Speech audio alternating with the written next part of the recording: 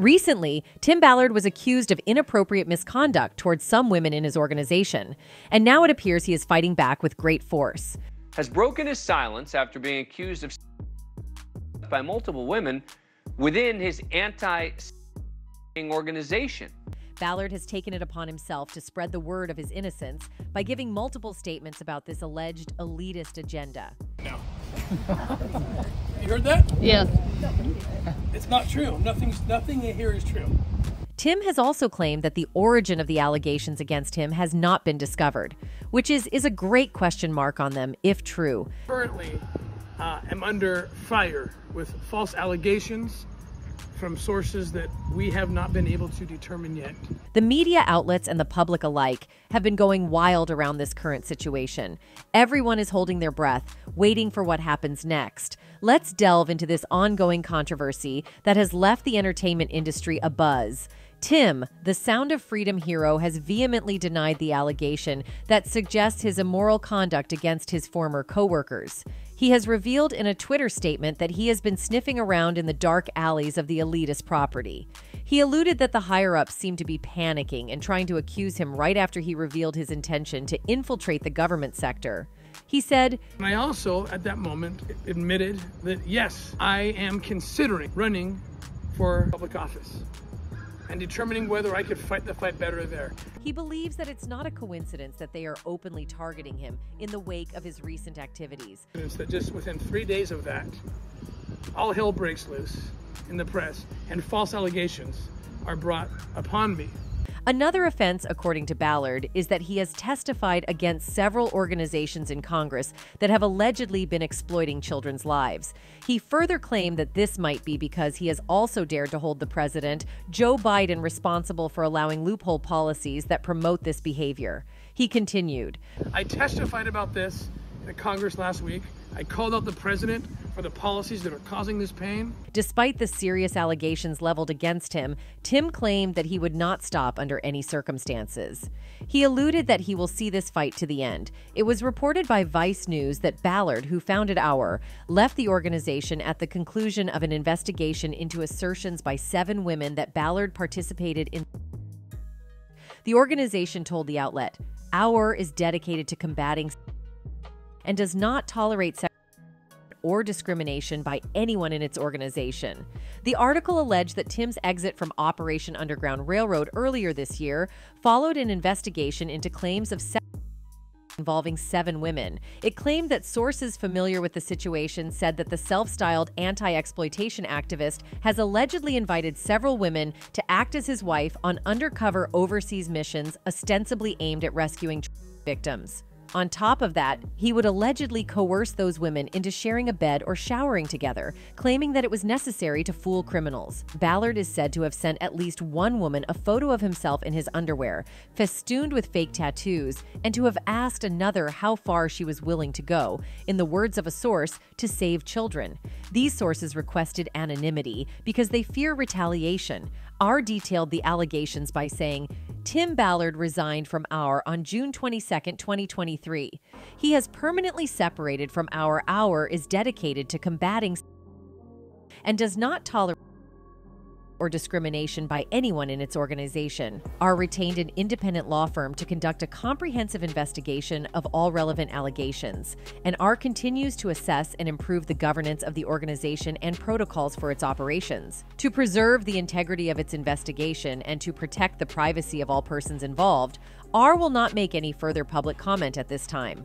Our is confident in its future as the leading organization committed to combating sex and saving children who have been captured and sold into slavery. You see, the very next day of these allegations, Tim released an official statement regarding the incident through his current child protective organization, the Spear Fund. He said, rescuing kids and fighting child trafficking is an ugly and dark business, especially when, as the result of my work for more than 20 years. He later continued, we continue to expose members of the powerful, well-funded child cartels. Evil will stop at nothing, and they have allies in government, in the media, in big corporations, and even in public institutions. They continue to lie about and attempt to destroy my good name, and they will never stop. I want everyone to know that I and our vast army of supporters will likewise never stop. We will keep fighting for the vulnerable all over the globe, and we know that the truth will always prevail. Ballard explained that he has been a respected member of the Christian community for a long time. He asserted that he would not cease his search for truth simply because a particular group is apprehensive about their actions being revealed. He also addressed the statement of the LDS Church that has been issued against him. You see, in response to the reports first published by Vice, the church released a statement. The Church of Jesus Christ of Latter-day Saints never endorsed, supported, or represented our Tim Ballard or any projects associated with them, and clarified that once it became clear Tim Ballard had betrayed their friendship through the unauthorized use of President Ballard's name for Tim Ballard's personal advantage and activity, regarded as morally unacceptable, President Ballard withdrew his association. Tim retaliated by posting a video statement on social media.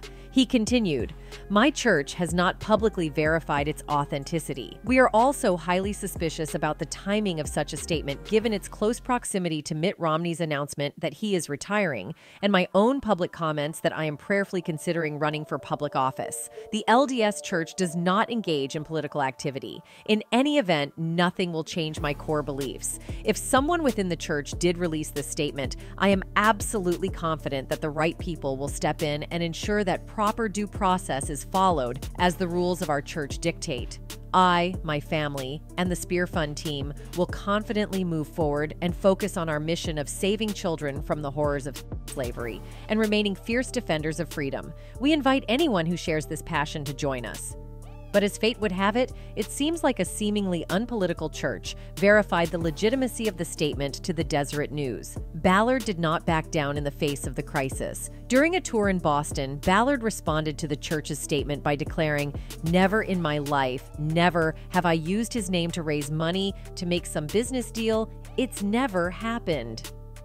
Fans all over the world have been questioning the motives of the church for issuing the statement as they believe Tim is innocent. Now, one would have to wonder, what is the purpose of this statement? There has to be a purpose for the church. Could it be to slander this man's name and reputation in hopes of keeping him from a possible run for Senate? I truly can't believe Mr. Ballard would be the type of person to do something in a morally corrupt way. I would say look at the man's actions, not at hearsay. Another added, "The accusations against him are so eye-rolling, predictable, and completely unbelievable. Tim Ballard has my support. It's clear that he has stepped on the toes of evil, and evil is not happy about it."